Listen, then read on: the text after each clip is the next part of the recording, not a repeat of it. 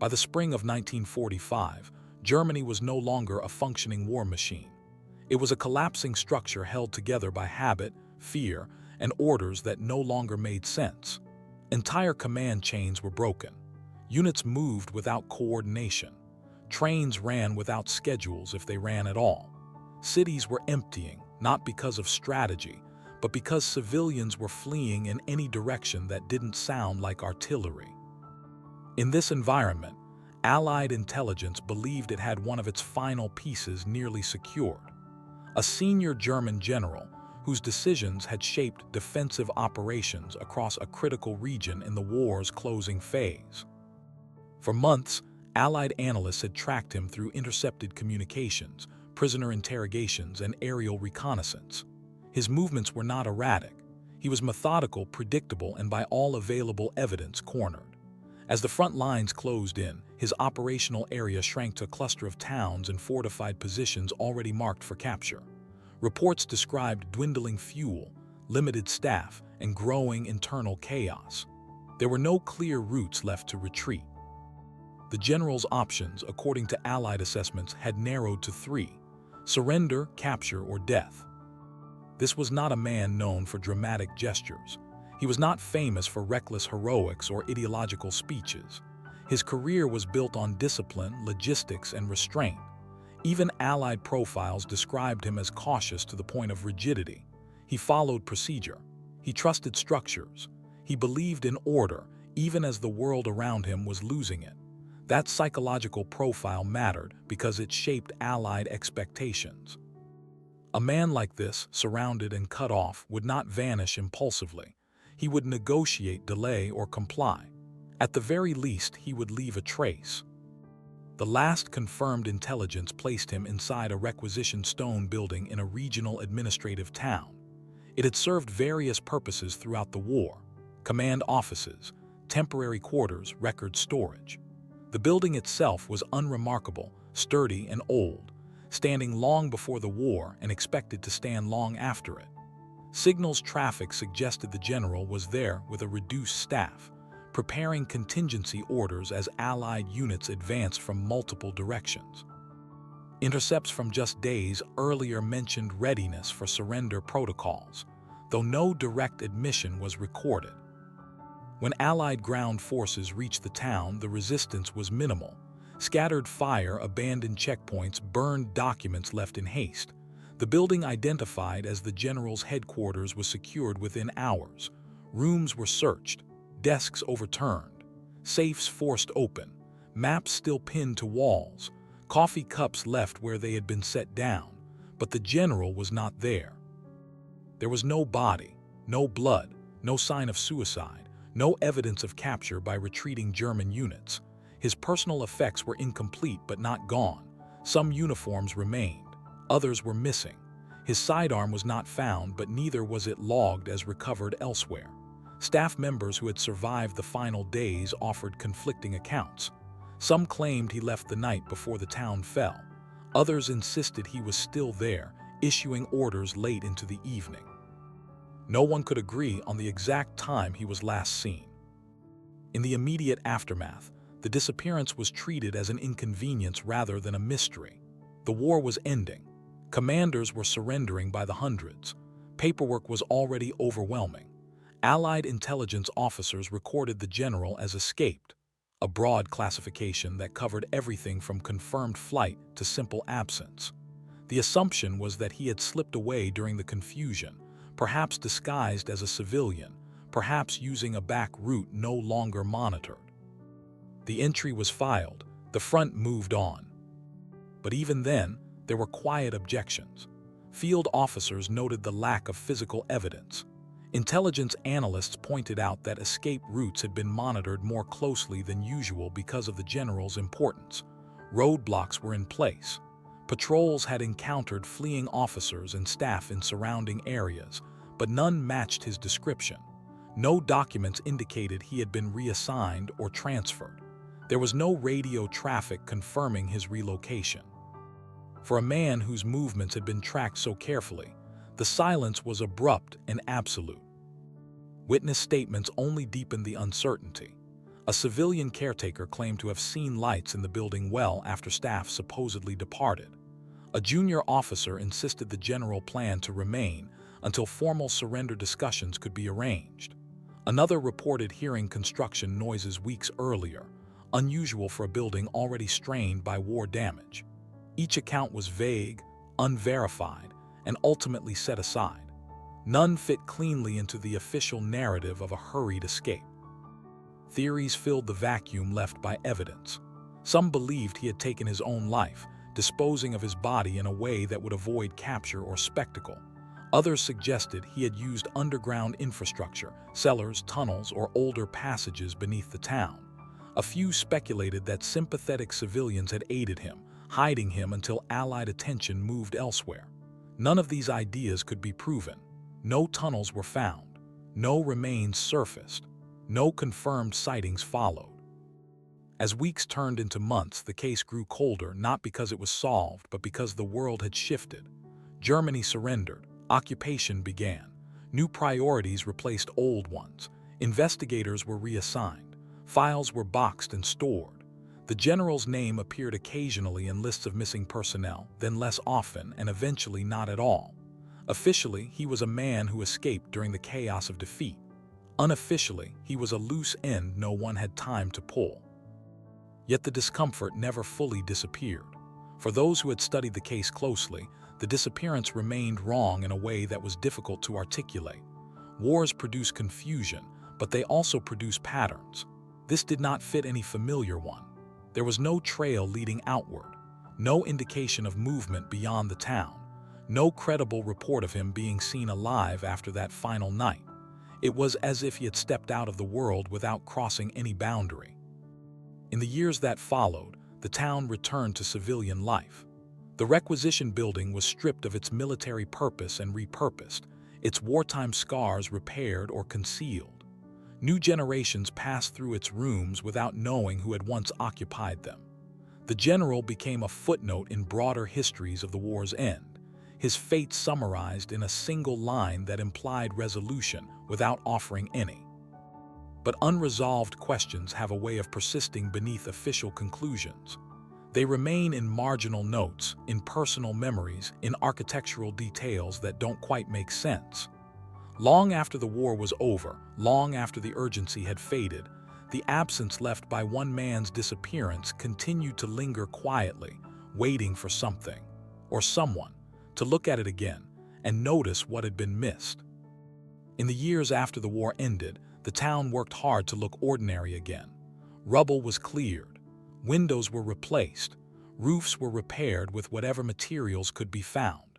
Streets that had once carried military vehicles returned to the rhythms of bicycles, carts, and foot traffic.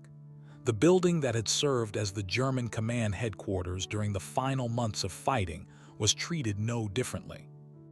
There was no ceremony, no marker, no acknowledgement of what had taken place inside its walls. It was simply handed back to municipal authorities and absorbed into civilian life. On paper, the transition was clean. Wartime requisition orders ended. Property records were updated. The building was listed as structurally sound, suitable for public use.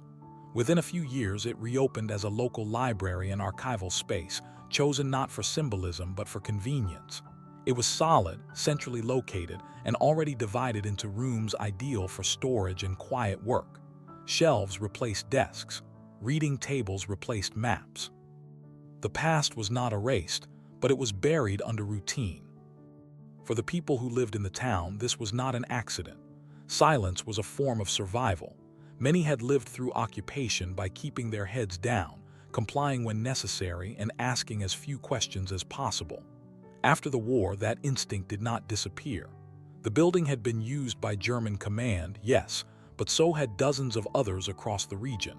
Singling it out felt unnecessary, even dangerous. Better to let it become something harmless. Better to let time smooth over whatever had happened there. Officially, the building's wartime role faded quickly from memory. Records were incomplete, some lost, others intentionally vague. The general who had disappeared was never mentioned in municipal documents. There were no plaques, no local histories that connected his name to the structure.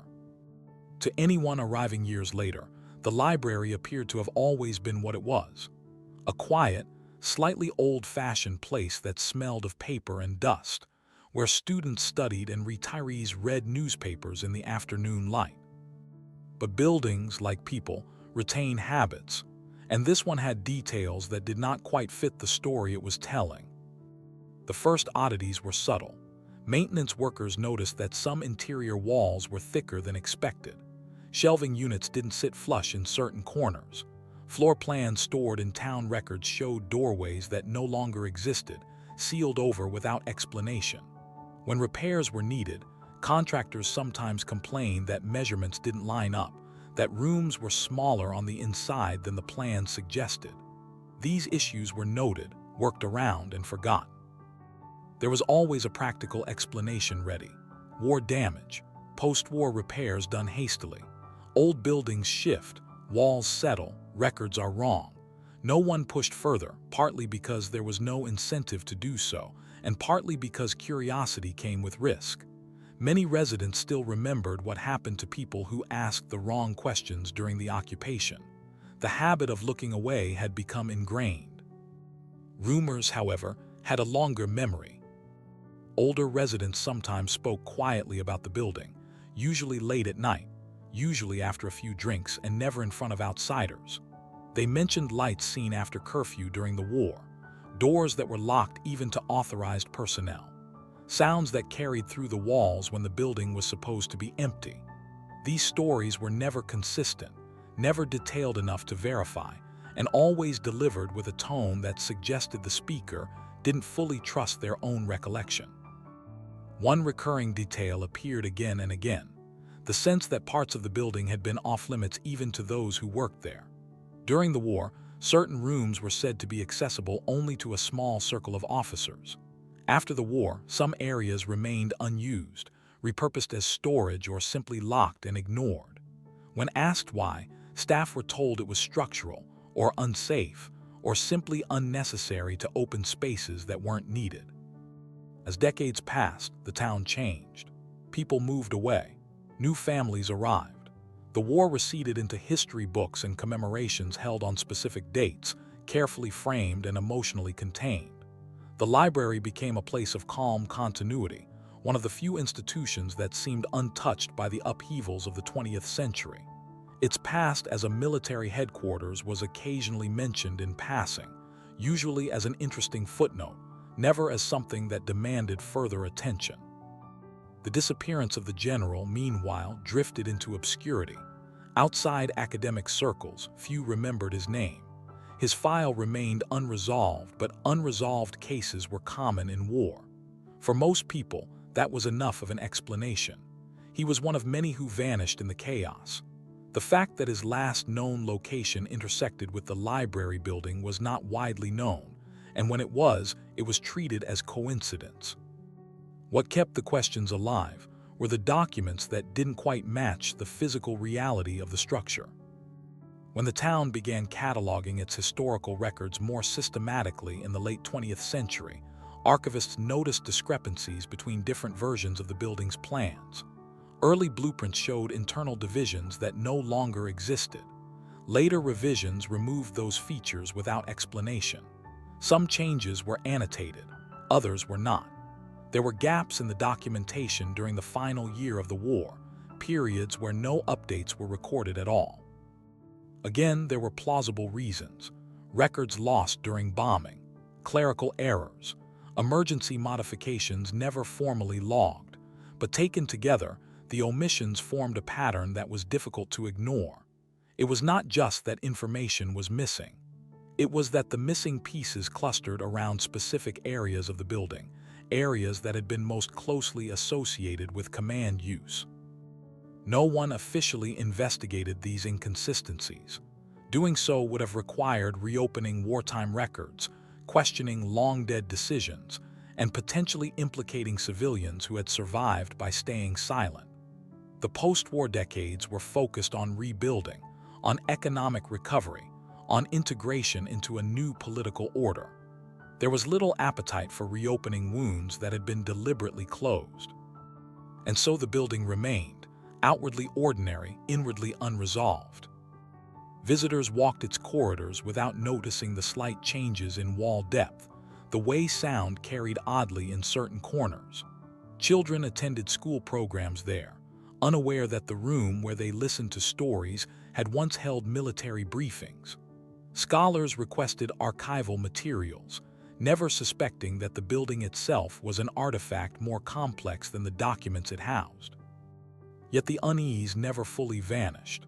It lived in the things people didn't say, in the way certain topics were gently redirected, in the reluctance to dig too deeply into the building's past. The silence was not enforced by law or threat. It was maintained by habit, by the shared understanding that some histories were better left untouched. For nearly 80 years, that understanding held. The library stood, stable and quiet, its walls absorbing conversations, footsteps, and the slow passage of time. The anomalies were tolerated, the rumors faded, and the general's disappearance remained an abstract question, detached from any physical place. Until a routine decision, made for reasons that had nothing to do with the war, began to challenge that silence. Renovation plans, driven by modern needs and practical concerns, would soon require parts of the building to be examined more closely than they ever had before.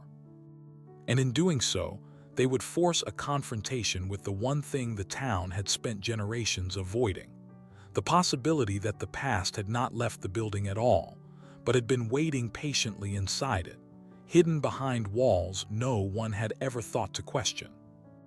The renewed interest did not begin with a discovery or even with a clear question. It began with discomfort. A modern historian specializing in the closing months of World War II kept returning to the same problem while reviewing Allied capture reports from the region. The general's name appeared often enough to matter, then disappeared abruptly. There was no formal notation of death, no record of interrogation, no signed surrender. Just a thin administrative phrase repeated across multiple documents, escaped during final operations. It was a conclusion without evidence, accepted because it was convenient. At roughly the same time, a local archivist working inside the town's library was dealing with a different kind of unease. As part of a long-term project to digitize municipal records, she noticed that several wartime files associated with the building itself were incomplete. Not damaged, not illegible, simply incomplete, pages missing from otherwise intact folders, handwritten annotations scratched out and overwritten, dates corrected in ink that did not match the rest of the document. These were not the kinds of errors caused by chaos or decay. They looked intentional. Neither person knew of the other at first. Their work ran along parallel tracks, driven by separate motivations. For the historian, it was professional curiosity hardened into frustration. For the archivist, it was a sense of responsibility to preserve accuracy. But both were circling the same absence, and both began to feel that the absence was not accidental. The historian started by reconstructing the general's final weeks using modern tools unavailable to wartime investigators. Digitized troop movements, declassified intercepts, post-war memoirs, and satellite mapping of terrain were layered together to recreate what Allied intelligence believed they knew at the time. On paper, the net had been tight, units advancing from multiple directions, bridges destroyed, roads monitored, refugee flows tracked. The general's staff was shrinking, fuel was scarce. There were no verified gaps wide enough for a clean escape. When German records were placed alongside Allied ones, the picture grew stranger. Internal German communications from the same period showed confusion but not panic. Orders were still being issued from a fixed location. References appeared to temporary quarters, a phrase that showed up more than once without clear definition. It was not unusual language, but it was consistent. Too consistent to ignore.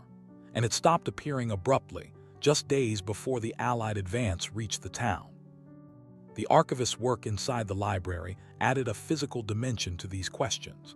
As she cataloged architectural plans and renovation permits, she noticed discrepancies that echoed the historian's findings. Early blueprints showed internal partitions that no longer existed. Later revisions removed those partitions without explanation. Some plans referenced storage rooms that did not align with current measurements. Others included annotations that were unsigned and undated. What troubled her most was not that the records were messy, but that they had been cleaned. Older documents showed signs of post-war handling, margins trimmed, staples replaced, pages resequenced. In some cases, it was clear that entire sheets had been removed and never replaced. These were municipal records, not military intelligence files. There was no obvious reason for such careful alteration. When the two eventually crossed paths, it was through a routine request. The historian contacted the town archive seeking clarification on the building's wartime use. The archivist responded with what she could provide, then hesitated. There was something familiar in the questions being asked, something that matched her own doubts. They agreed to meet, initially to compare notes, then to collaborate more deliberately. Together, they began reopening a case that had never officially been closed, only forgotten. They worked slowly, methodically, aware that mistakes would undermine whatever conclusions they reached. Allied capture logs were compared against German personnel lists.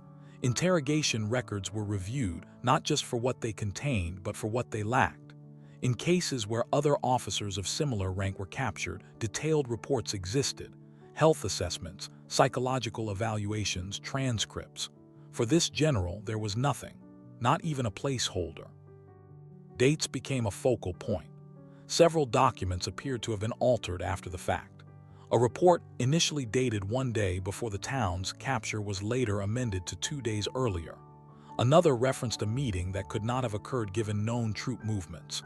These were small changes, easy to dismiss individually. Taken together, they suggested an effort to move the general's last confirmed presence backward in time, creating space for an escape that may not have happened. Civilian testimonies, long ignored, were re-examined with fresh eyes. Most were vague, contradictory, or second-hand. But a few shared common elements: reports of activity in the building after it was supposedly abandoned, mentions of restricted areas even late in the war, references to construction or reinforcement work during a period when resources were scarce. None of this proved anything, but it aligned uncomfortably with the idea that the general had not left when everyone assumed he had. As their findings accumulated, so did resistance. Requests for additional documents were met with delays. Some records were declared missing. Others were deemed irrelevant. Institutions that had once been eager to declassify wartime materials now urged caution. The war, they were reminded, was a sensitive subject. Many families still carried its weight. Revisiting unresolved cases risked reopening old wounds, or worse, assigning blame where none could be properly adjudicated. The pressure was subtle but real. The archivist was advised to focus on less controversial projects. The historian was warned that his conclusions were speculative, that absence of evidence was not evidence of presence. Both understood the subtext. There were stories people were comfortable telling about the war, and stories they were not. What kept them going was the growing mismatch between paper and reality. When they walked the library together, floor plans in hand, the discrepancies were impossible to ignore. Measurements did not align. A corridor ended sooner than it should have. A wall sat where a doorway was marked. Storage rooms were deeper than records suggested. These were not minor irregularities caused by settling or renovation. They were structural. The historian, accustomed to working with abstractions, felt the shift immediately. The case was no longer just about missing documents or altered dates. It was about space, about volume, about the possibility that something, or someone, had occupied areas of the building that no longer officially existed. What had once been dismissed as coincidence now began to look deliberate. They did not yet have proof, only patterns, only questions, but the emotional tone of their work had changed. What began as academic curiosity had hardened into obsession. Each new inconsistency reinforced the sense that the disappearance was not a failure of wartime intelligence, but the result of choices made afterward. Choices to simplify, to suppress, to move on. The building, quiet and orderly, seemed suddenly less benign. Its walls felt less like boundaries and more like concealment. And as renovation plans moved forward, plans that would require invasive inspection of long-neglected sections, the historian and the archivist realized they were approaching a point of no return. If their suspicions were wrong, the case would collapse under scrutiny. But if they were right, the next step would not just challenge an old conclusion. It would expose a truth that had been sealed away for generations, waiting for someone to notice that the story everyone accepted no longer fit the evidence in front of them. The decision to renovate the library was practical, almost mundane. The building needed updated climate control to protect aging documents. Wiring installed decades earlier no longer met safety codes. Shelving systems were to be modernized to improve accessibility. None of it was controversial, and none of it was connected, at least officially, to the questions that had begun to surround the building's past. The work was approved, scheduled, and handed off to a local construction firm with experience handling historic structures. From the beginning, the workers noticed resistance in the walls. Not metaphorical resistance, but physical. Drill bits dulled faster than expected. Measurements taken on site didn't match the architectural drawings provided. In one section of the building, a planned conduit route ran directly into masonry where no load-bearing wall was supposed to exist. At first, it was chalked up to old construction methods and undocumented repairs. In buildings of this age, surprises were common. What was not common was the air gap. Behind a row of tall shelving units that had not been moved in living memory, workers removed a section of interior paneling. They expected to find stone or brick immediately behind it. Instead, there was empty space. A narrow cavity, silent and still, extending vertically and horizontally farther than it should have. Beyond that, visible through a narrow opening, was another wall, brickwork of a different color and pattern, clearly not part of the original structure. Work stopped immediately. The discovery was reported up the chain, first to site supervisors, then to municipal authorities. The archivist was notified within hours. When she arrived, the shelves were still standing where they had been for decades, their presence suddenly recontextualized. They had not just been storage, they had been cover. A structural engineer was brought in to assess the find. His initial conclusion was cautious but clear. The wall behind the shelves did not belong to any documented construction phase. The brickwork was older than post-war repairs but newer than the original building. The mortar composition suggested hurried work, consistent with wartime materials rather than later restorations. The cavity between the walls was deliberate, not the result of settling or collapse. Authorization was requested for a controlled breach. This was not a decision taken lightly. Any intervention risked damaging a historic structure. There were legal considerations, heritage protections, and the potential discovery of hazardous materials. But the implications were too serious to ignore. Within days, a small team was assembled: structural experts, conservation officers, forensic specialists. The historian was informed but asked to remain a step removed. The process had to be documented carefully, free from speculation. When the bricks were finally removed, one by one, the opening revealed a space no one had entered in nearly 80 years. The room was smaller than expected but unmistakably intentional, roughly rectangular with a low ceiling and walls lined in brick. The air inside was stale, trapped, carrying the smell of old paper, dust, and something faintly organic. There were no windows, no visible ventilation, just a single concealed entrance that had been sealed from the outside and hidden behind shelving. The room was not empty. Along one wall stood a narrow bed frame, metal utilitarian, its surface rusted but intact. The mattress had long since collapsed into itself, fabric degraded, stuffing compressed into darkened clumps. Nearby was a small table, handmade or modified, bearing the marks of repeated use. On it lay objects arranged with care: a tin cup, a cracked mirror, a stub of pencil worn down almost to nothing. In the corners of the room were wooden crates repurposed as storage.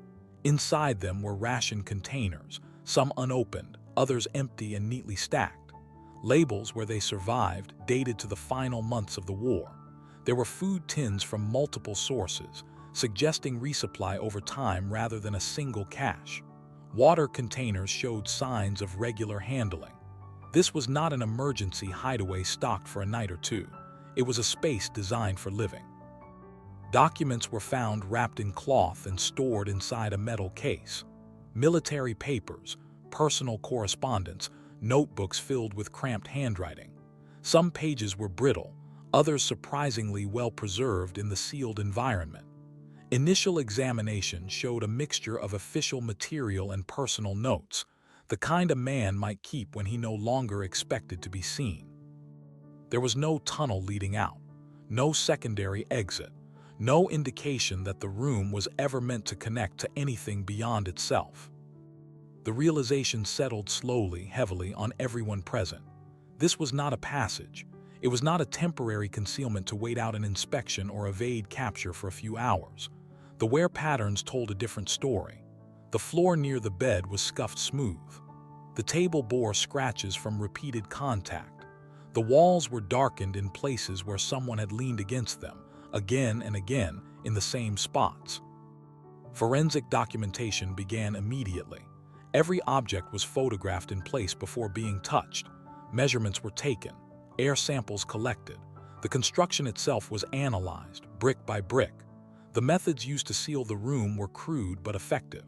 The outer wall had been disguised to blend seamlessly with the rest of the interior. Shelving had been installed in a way that made removal inconvenient and unnecessary. Over time, dust, routine, and assumption had done the rest. The question of how the room had avoided detection for 8 decades was no longer theoretical. The answer was painfully clear. No one had looked, or when they had not wanted to see. The archivist stood at the threshold longer than anyone else, absorbing the space not as a professional but as a witness. This room had existed alongside the daily life of the town. Children had read books a few feet away. Scholars had worked in silence, unaware that another silence lay behind the wall. The building had not just survived the war, it had contained it. The emotional impact was immediate and visceral. Shock gave way to claustrophobia as the implications sank in. Whoever had lived here had done so in isolation, without light, without air beyond what seeped through cracks. Days would have blurred into nights. Time would have been measured by routine, by rationing, by the slow decay of the outside world heard only through muffled sound. There was no sign of violence, no struggle, no dramatic end preserved in blood or chaos, just evidence of presence, persistence, and endurance. As authorities secured the site and began cataloging the contents, one conclusion became unavoidable. The disappearance that had haunted wartime records was no longer an abstraction. It had a physical footprint, a volume of space, a set of objects that could be touched, measured, analyzed. And yet, the most unsettling questions remained unanswered. How long had someone lived here? Who had helped them? How had supplies arrived without drawing attention? And perhaps most disturbingly, how had a man with such power and responsibility chosen this existence over surrender, over judgment, over the world outside these walls? The room had answered the question of where the general had gone. It had not yet answered what had happened to him once he chose to stay. The work that followed the discovery was slow and deliberate, carried out with the awareness that every detail mattered. This was no longer about architecture or missing paperwork. It was about reconstructing a human life that had unfolded almost entirely in secret. Forensic teams treated the room as both a crime scene and a historical site, documenting patterns not just of objects, but of behavior. What emerged was not a story of escape, but of endurance narrowing into confinement. The first task was dating the materials. Ration containers provided an initial framework. Some bore markings from the final months of the war, consistent with what German command personnel would have received in 1945. Others, however, were different. A few tins matched post-war civilian production runs from the late 1940s. The differences were subtle, changes in labeling, metal composition, manufacturing stamps, but they were unmistakable. Supplies had continued to arrive after the war ended. Paper told a similar story. Handwritten notes found in the metal case varied in ink composition and paper stock. Early entries were written on official military stationery, repurposed as the situation deteriorated. Later notes appeared on scraps of civilian paper, cut unevenly, sometimes reused on the reverse side. The handwriting itself changed over time. At first, it was tight, controlled, methodical. Later entries grew shakier, less consistent, as if the act of writing had become physically or mentally more difficult. Where patterns in the room reinforced the timeline. The bed frame showed signs of long-term use, not the brief occupancy of a man hiding for a night or two. The floor near the table was worn smooth, where a chair or crate had been pulled in and out repeatedly. One wall bore faint impressions where someone had leaned their shoulder or back, again and again, in the same position. These were the marks of routine, of a life reduced to a handful of movements repeated until they became instinctive. Medical remnants offered quieter but more troubling clues. Among the personal effects were small glass vials, some empty, others containing residue. Analysis suggested basic medications, pain relief, antiseptics, possibly sedatives. There were no advanced treatments, no evidence of professional care. Whatever ailments the occupants suffered, they were managed privately, imperfectly, with supplies that dwindled over time. A simple bandage, found folded and reused, bore traces of old blood. Not the kind associated with violence, but with chronic injury or illness. Taken together, the evidence pointed toward months of habitation at minimum, and possibly years. Psychological profiling added another layer. Specialists studying the notes and the organization of the space identified a mind preparing for capture, then adapting to invisibility.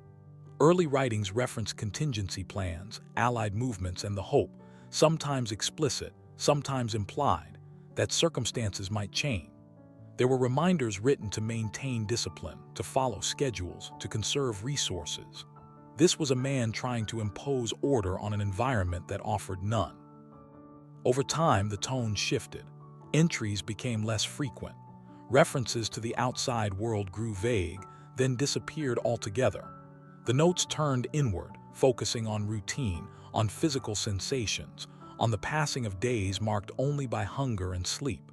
There were lists that repeated the same items, as if rewriting them provided comfort. There were calculations of supplies that grew shorter as margins narrowed. This was not the psychology of a man planning an eventual escape. It was the psychology of someone who had chosen to disappear and then found himself trapped by that choice. One of the most unsettling conclusions drawn from the evidence was that the general did not act alone. The continued presence of post-war supplies made that impossible to deny. Someone had to know the room existed. Someone had to bring food, water, and paper. Someone had to do so quietly, without alerting authorities or neighbors.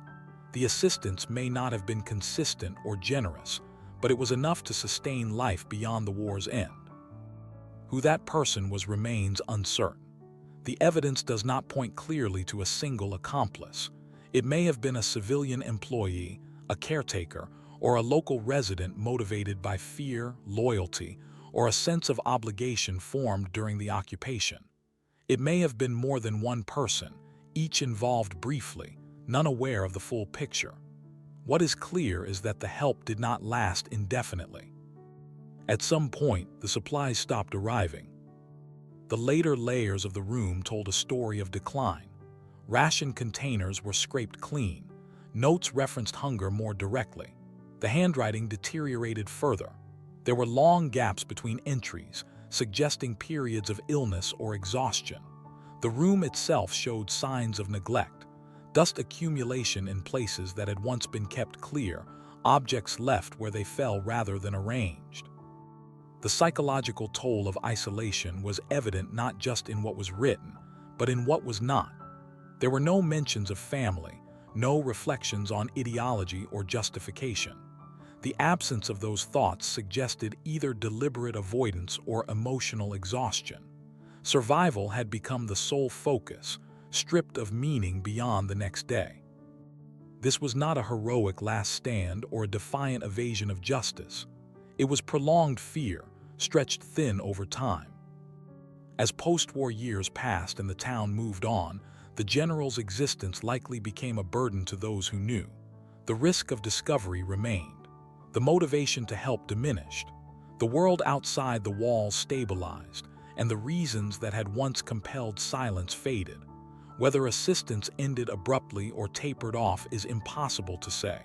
What matters is that it ended. The room offered no clear evidence of the moment of death.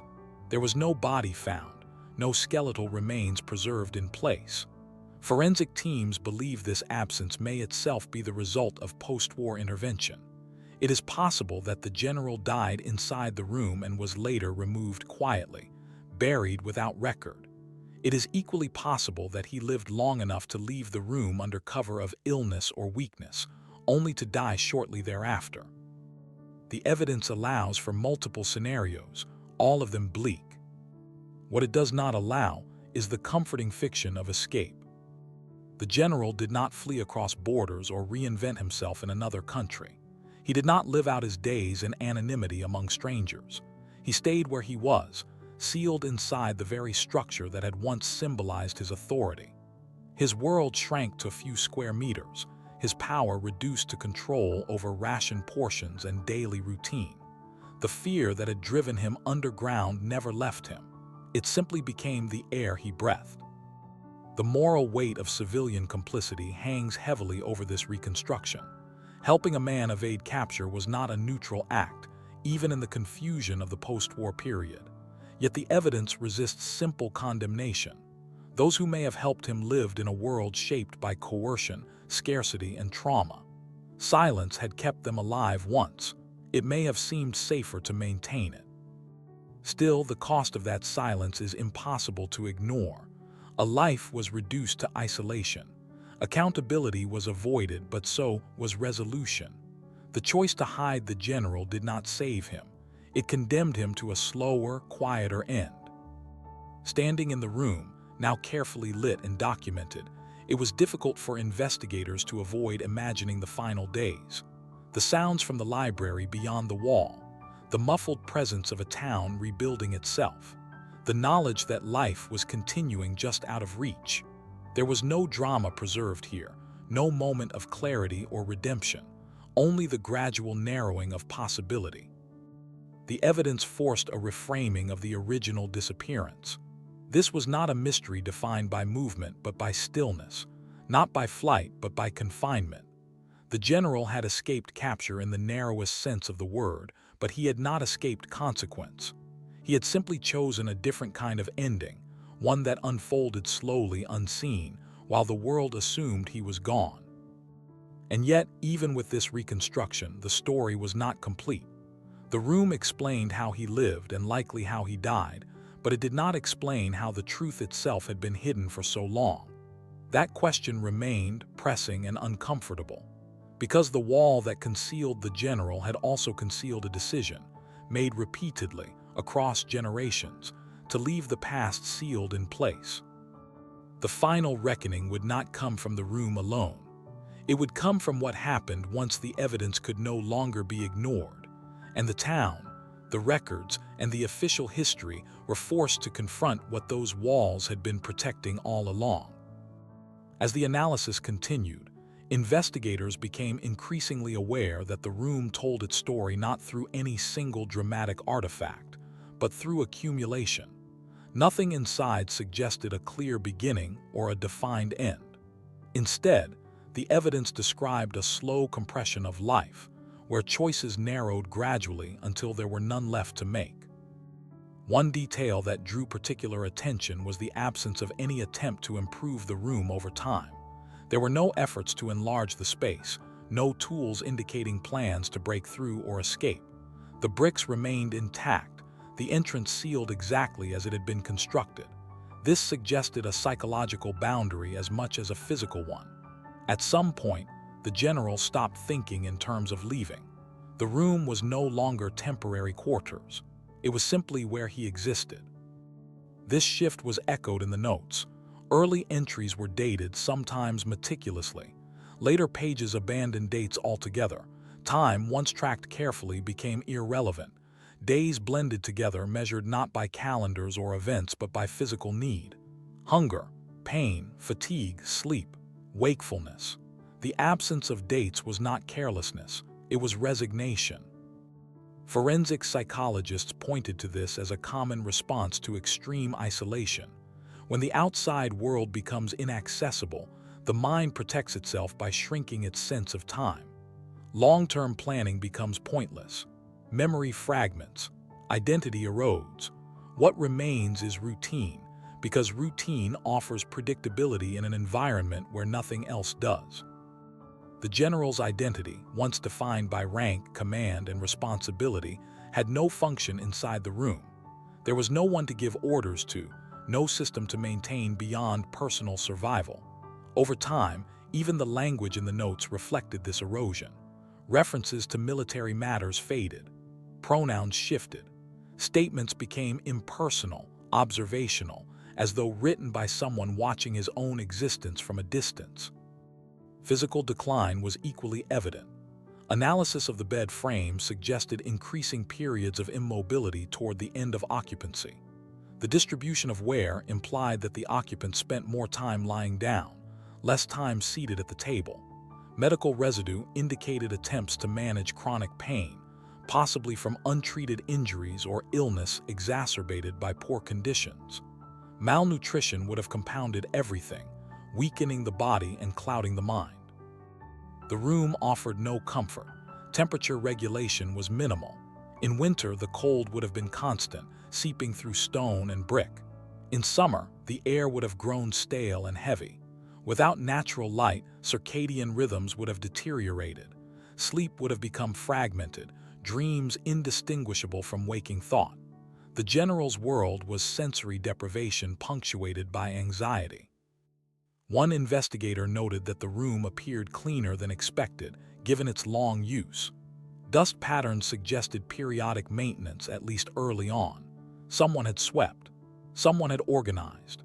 This pointed again to the presence of outside help, not just in supplying food, but in preserving the space itself. That care, however limited, would have reinforced the illusion that the situation was temporary, that endurance would be rewarded. But endurance without resolution becomes its own form of punishment. As the years passed, the town outside stabilized. Occupation forces arrived, then left. New administrations formed. Laws changed. Children grew up knowing the war only through stories.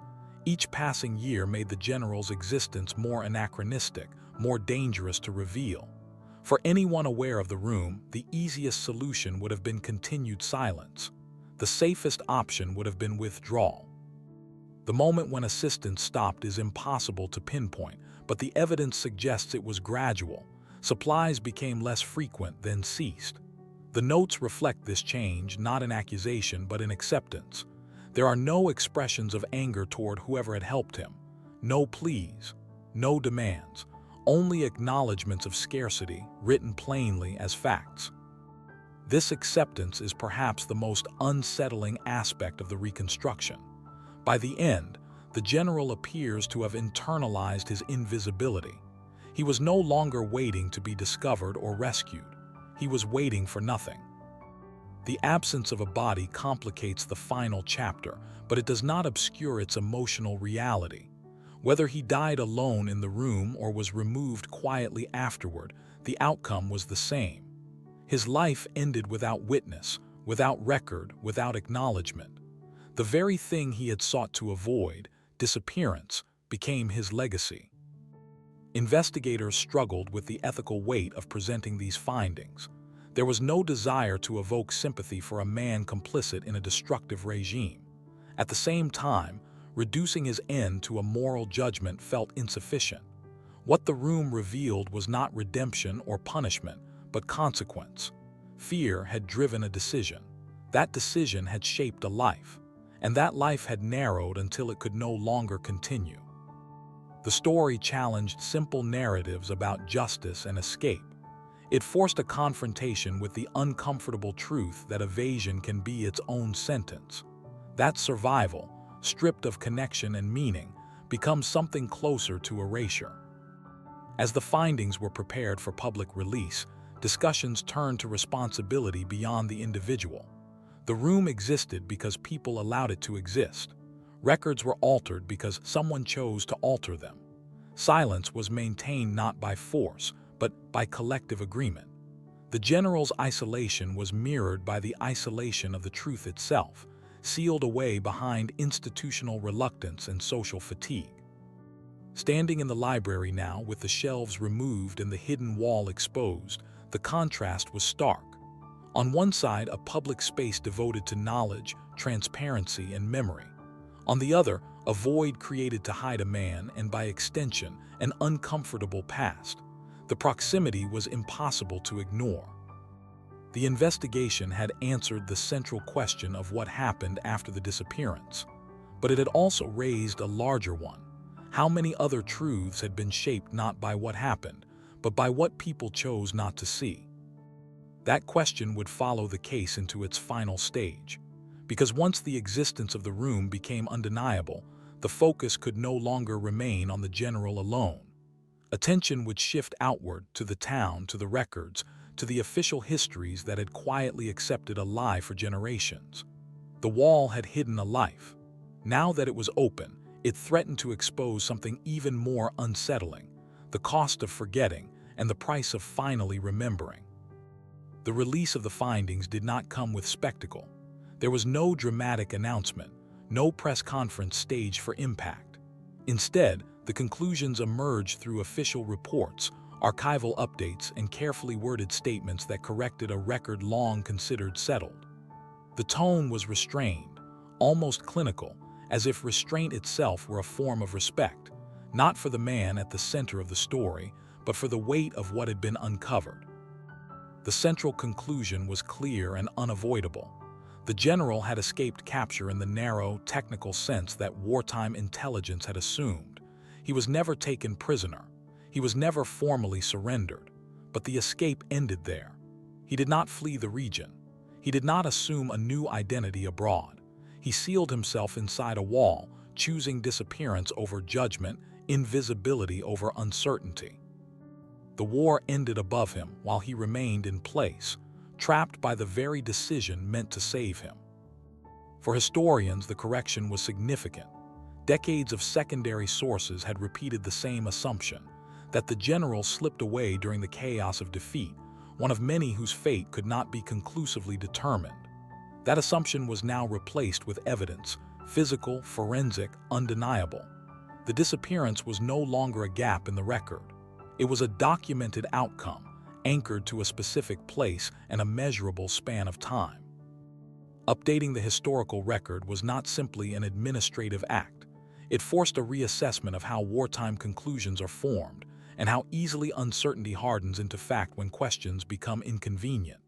The general's file was amended to reflect the findings. References to escape were qualified. Notes were added describing the concealed room, the evidence of habitation, and the likely circumstances of his death. The language was careful, but the meaning was unambiguous. He had not vanished into the world. He had vanished from it. Public reaction was muted at first, then gradually more reflective. The story did not offer the clean resolution many expect from historical mysteries. There was no capture, no trial, no final confrontation. Instead, there was a room, a set of objects, and the quiet reconstruction of a life spent in hiding. For some, that felt unsatisfying. For others, it felt disturbingly appropriate. The town faced its own reckoning. Residents who had lived alongside the library for decades struggled to reconcile the building they knew with the truth now attached to it. Many expressed disbelief, not at the existence of the room, but at the fact that it had remained hidden for so long. Others admitted that the discovery confirmed long-held suspicions they had never voiced. The reaction was not anger so much as unease, a sense that something familiar had shifted, revealing a layer that could not be unseen. Municipal leaders acknowledged the past without dramatizing it. Statements emphasized transparency and responsibility. The decision was made to preserve the room, not as a spectacle, but as a documented historical site. Access would be limited, controlled, contextualized. The goal was not to memorialize the general, but to preserve evidence of what had happened and of how easily it had been concealed. That distinction mattered. The ethical implications of the case proved more complex than the physical findings. The general's choice raised questions that resisted simple answers. Did survival in this form constitute escape? Was accountability avoided or merely transformed? He had evaded capture, but at the cost of everything that gave his life structure or meaning. He had lived, but without freedom, connection, or future. There was no redemption in that outcome, but neither was there triumph. For some observers, the room represented a failure of justice. A man responsible for wartime decisions had avoided formal judgment. For others, it represented a different kind of reckoning, one that unfolded privately, relentlessly, without witnesses or absolution. The evidence suggested a life defined not by defiance, but by fear sustained over time. Not a dramatic end, but a slow narrowing of existence until nothing remained. The question of civilian complicity lingered uneasily in public discussions. The findings made it clear that at least one person had helped sustain the general after the war. That assistance had enabled the concealment, prolonged the isolation, and delayed the truth. Yet identifying those individuals was neither possible nor, in many cases, desired. Most were long dead. Their motivations, fear, coercion, loyalty, exhaustion, could only be inferred. Rather than pursuing blame, the focus shifted to understanding how silence becomes collective, how small decisions, made to avoid risk or discomfort, accumulate into long-term concealment.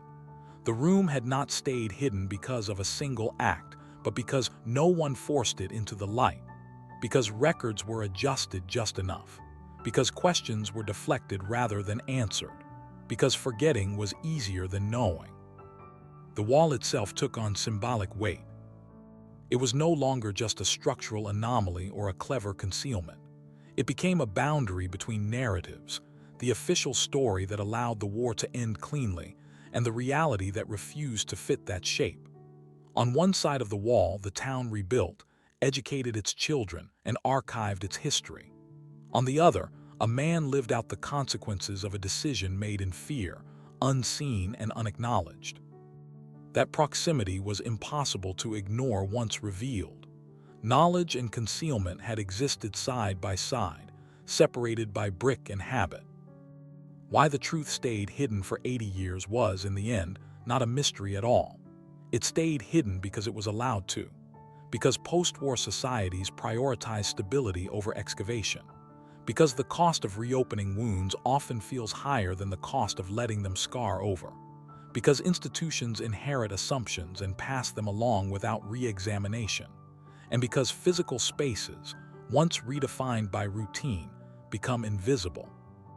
The wall did not just hide a room, it hid a conclusion that no one was ready to face. As the story settled into the historical record, it lost its sensational edges and gained something quieter, heavier.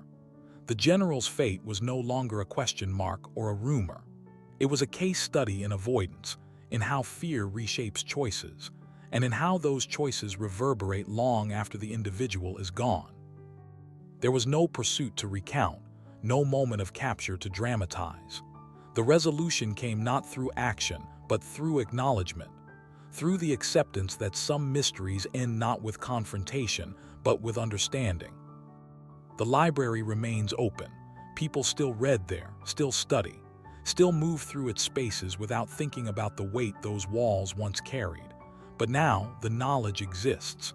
The past is no longer entirely sealed away. The room stands as evidence, not of cleverness or defiance, but of the limits of escape. In the end, what the wall finally proved was simple and unsettling. The general avoided the ending he feared, but he did not avoid an ending. He traded uncertainty for confinement, judgment for isolation, and visibility for erasure. The world moved on above him, rebuilt itself, and forgot him, until it didn't. And when the truth emerged, it did not shout. It did not accuse. It simply stood there in brick and silence, showing exactly how far a man was willing to go to avoid the end, and what that choice ultimately cost.